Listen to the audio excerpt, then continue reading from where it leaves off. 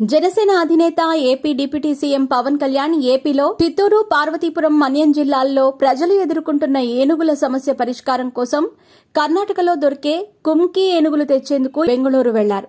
అక్కడి మంత్రి ఈశ్వర్తో ఈ సమస్యపై చర్చించారు. ఈ సందర్భంగా పవన్ కళ్యాణ్ కీలక వ్యాఖ్యలు చేశారు. ఇందులో అడవుల నరికివేతపై చేసిన వ్యాఖ్యలు పరోక్షంగా అల్లు అర్జున్నుద్దేశించి చేసినట్టు ప్రచారం జరుగుతోంది.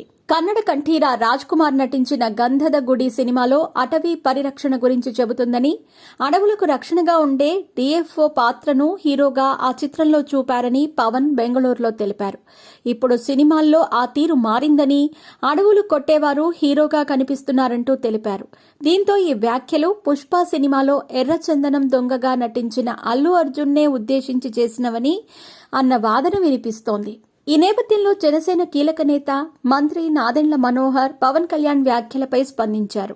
పవన్ వ్యాఖ్యలపై జరుగుతున్న ప్రచారంపై మాట్లాడుతూ డిప్యూటీ సీఎం పవన్ కళ్యాణ్ వ్యక్తిగతంగా ఎవరిపై కామెంట్స్ చేయరని తెలిపారు.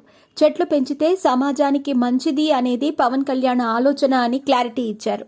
తద్వారా పవన్ చేసిన కామెంట్స్ కేవలం అడవుల నరికివేతపై మాత్రమేనని, అల్లు అర్జున్నో మరొకరినో ఉద్దేశించి చేసినవి కాదని పార్టీ నాయకులు చెబుతున్నారు.